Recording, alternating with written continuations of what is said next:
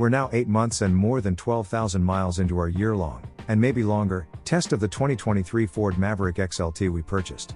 We're averaging 35 miles per gallon, we still love the functional and quirky cool interior, and the truck's handy size and tidy bed make it perfect for weekend chores. All in all, we couldn't be happier. Or could we? We recently had a Ford Maverick EcoBoost Lariat Tremor, the top trim, one above our XLT, at Motor Trend's Detroit office, and we thought we'd check out the trucks side by side to see if there really was anything we might be missing out on. Let's dive in. The Maverick Lariat gets its own unique color scheme for the upholstery, desert brown and blue, which is also vinyl rather than cloth. The Lariat we had was optioned with the Tremor package, however, which swaps in black vinyl with Tremor logos.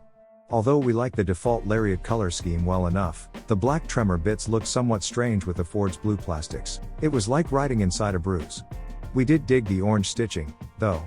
Even without the Tremor treatment, we prefer our XLT truck's more interesting looking cloth upholstery, in part because it's unusual in modern vehicles, but also because it heats up much faster when you use the seat warmers.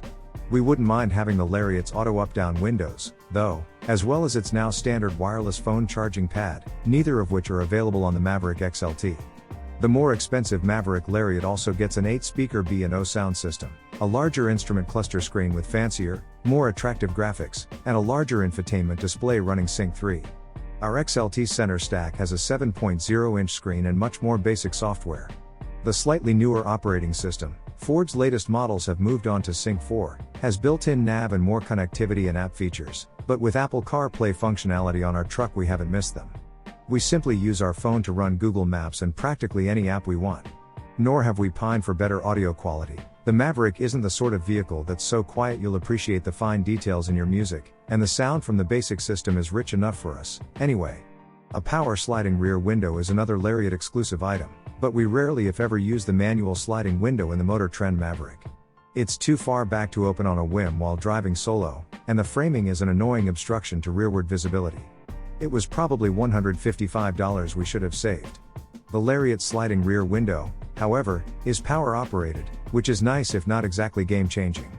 The same goes for the Lariat's dual zone climate control. At least in Michigan, the basic setup is effective in both summer and winter, and the cabin isn't large enough to make dual zones a necessity. Otherwise, thanks to our ordering of Ford's XLT luxury package, our Maverick had many of the desirable comfort options now standard on the Lariat for 2024, including the power driver's seat, LED box lighting, 400-watt onboard power inverter with power outlets, and heated seats, side mirrors, and steering wheel. Most of that used to be in the Lariat luxury pack before getting baked in this year, albeit for a much higher base price, likely to simplify the production process. Going beyond the features and technology, the Lariat we sampled also gave us a chance to refresh our impressions of a Maverick fitted with the 2.0-liter EcoBoost i4 and 8-speed automatic, as well as all-wheel drive. Our CVT-equipped hybrid putts around with 162 horsepower and 155 pounds-to-foot of torque, compared to the turbocharged non-hybrid's 250 horses and 277 pounds-to-foot. Those are mighty big differences on paper, but the gas-only Maverick's extra oomph doesn't significantly alter the experience. Our front-drive hybrid scooted to 60 miles per hour in 7.7 seconds, just 0.7 seconds behind our result for a turbocharged AWD non-Tremor model. For the most part, it's the same story in every other respect. Neither powertrain sounds particularly good, and both get intrusively loud at high revs. The conventional automatic in the Lariat is fine, just like the eCVT in the hybrid. The most noticeable difference is the Maverick Lariat's slightly disjointed, stiffer ride quality, which you can pin on its larger 18-inch wheels and tires. The Tremor package's off-roady tires probably didn't help, either. On the other hand, it turned into corners with more verve due to the Tremor's unique all-wheel drive system that swaps in a quasi-torque vectoring differential at the rear axle. Meanwhile, our Maverick Hybrid's rear wheels simply exist to keep the back bumper off the pavement. It's worth mentioning the Tremor bundle can be fitted to XLT models with the 2.0-liter, as well.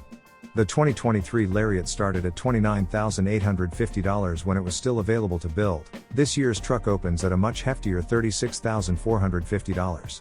In comparison, the 2023 XLT base price of $26,350 has increased to $27,910, if you get the 2.0-liter EcoBoost engine and front drive. Our front drive hybrid is now a $1,500 upcharge, whereas last year it was the base engine. That's right, the base powertrain is so popular that it's now the optional one. The 2024 Lariat offers your choice of engine at no extra charge. Blame Ford's inability to fill the large backorder of hybrid orders. We're pleased with our Maverick XLT hybrid and its level of equipment. Nothing the Lariat had made us green with envy, and we'd much rather have extra green in our pockets. Truth be told, there's no bad option when it comes to Ford's little pickup truck. Actually, the Maverick Tremor looks kinda badass in red.